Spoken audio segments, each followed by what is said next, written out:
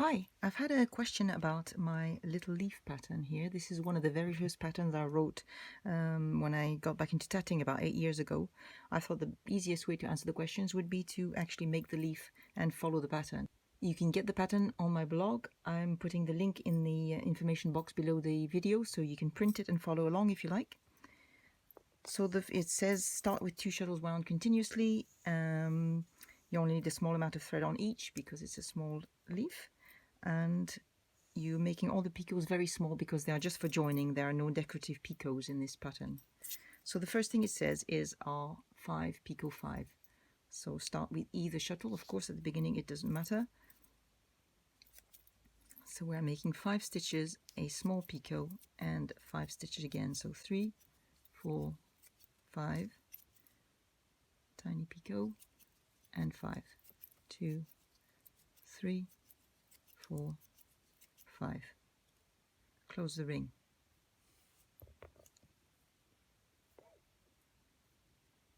So that's our first ring, and then it just says R5, 5 again. So we're using the same shuttle and making the next ring. Make sure there's no gaps between your rings here. 2, 3, 4, 5, a small picot, and 5. Whoops. 2, 3, 4, 5. Close the ring.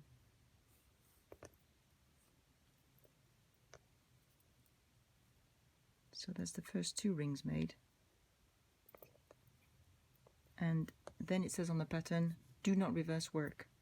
So I'm staying the same, and the next element we're making is a chain of 2 stitches. So I'm going to wrap the shuttle I'd been using to make the rings previously. I'm going to wrap that around my left hand to make this chain. So it's this very small chain of 2 stitches only. And here it's important to try to have no gaps if at all possible. 1 and 2. So very tiny chain. So after the chain 2 it says R5, 5 again. So I'm using the same shuttle I'd used to make the rings before, the one that's wrapped around my left hand. I'm wrapping it around but for a ring this time, and making a ring of 5 picot 5. 1, 2, 3, 4, 5. Tiny picot and 5. 2, 3, 4, 5. Close the ring. And now in the pattern, it's the first time it says to reverse work. So I've made 3 rings. Now it says reverse work. Reversing work. And I'm making the next chain. Sorry, I'm making the next ring with the second shuttle.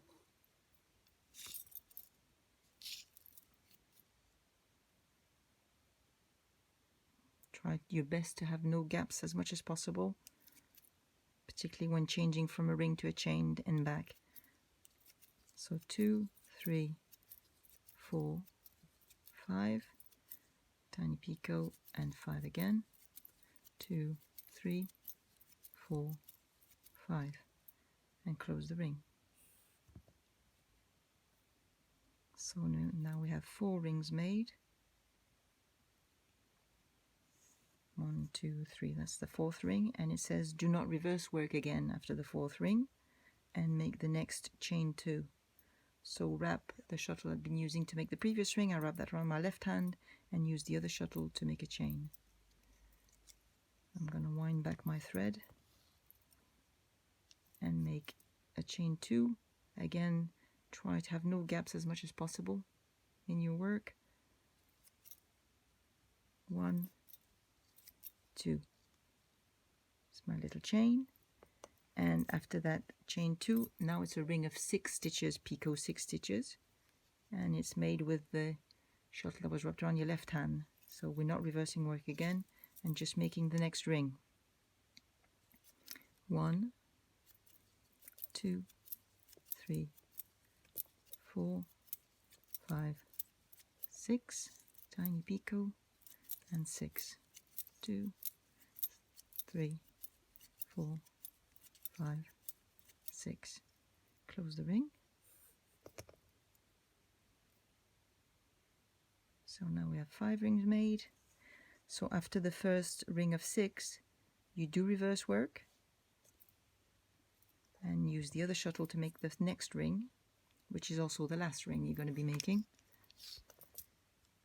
And it's a ring of 6 picot 6 again. Again, trying your best not to have any gaps, so make sure your first half stitch is really close to the work previously done. 1, 2, 3, 4, 5, 6, small picot and 6. 2, 3, 4, 5, 6. Close the ring.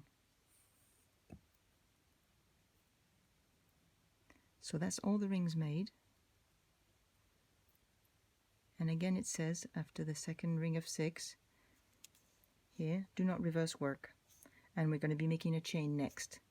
So I'm not reversing work. I'm wrapping my the one that was my working shuttle before. I'm wrapping that around my left hand and using the other shuttle to make the stitches.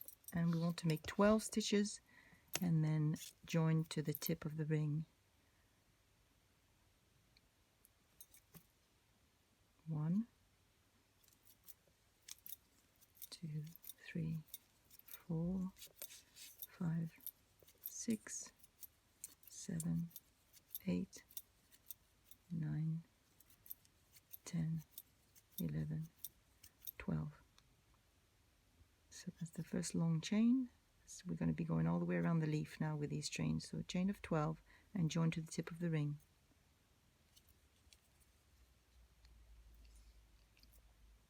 Next is a chain of 8 and join to the next ring. 2, 3, 4, 5, 6, 7, 8. Join to the next ring.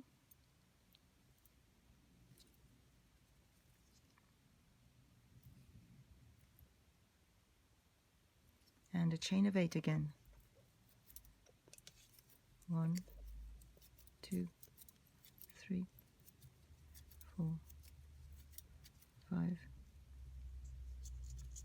Bit too long. 5, 6, 7, 8. And join to the next ring. So now we're ready to make the tip of the leaf.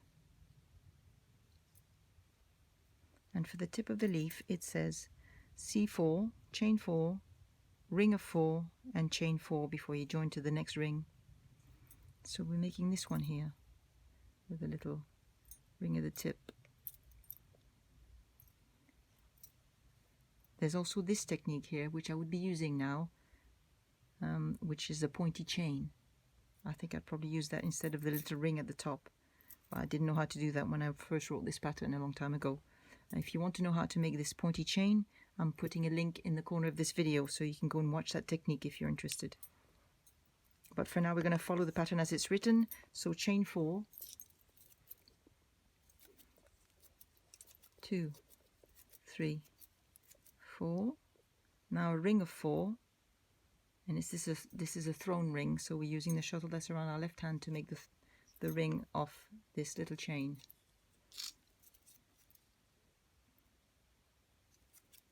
1. Again, always being careful not to have any gaps between your elements, going from the chain to the ring and back to the chain again. So 3 stitches for the little ring. No, sorry, 4 stitches for the little ring.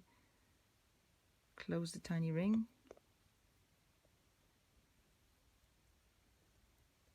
They can be a bit fiddly to close because they're so small. And then I'm wrapping again and carry on with my chain, making sure there's no gaps again, so that first half stitch is always very important.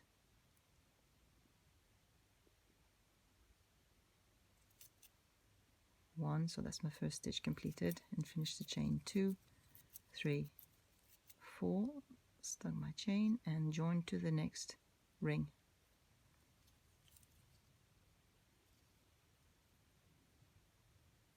So that's the tip of the leaf made. And now we're chaining 8 again. 2, 3, 4, 5, 6, 7, 8, and join to the next ring.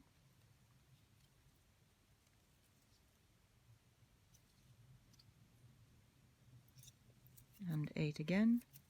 1, 2, 3, 4, 5, 6, 7, 8, and join. And now we're doing the last chain to bring us back to the base of the leaf. And it's a chain of 12, like the first one. 1, 2, 3, 4, 5, 6, 7, 8, 9, 10, 11, oop, a bit more thread, and 12. And now you might need to just pull it apart a little bit to find the gap between your chain and the rings at the base, and make a lock join at the base of the leaf. So C12, lock join to base of leaf. And the last thing I say is then continue the chain for as long as you want the stem to be. So you're staying where you are, just like this, and then making a bit of chain, and that's going to be your stem.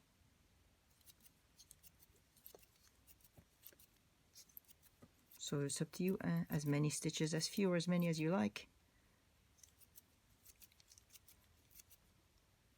Like this, for example.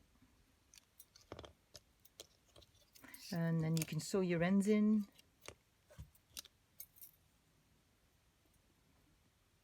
Or you can just make a little overhand knot.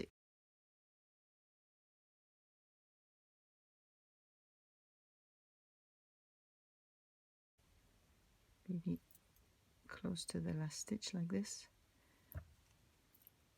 And cut.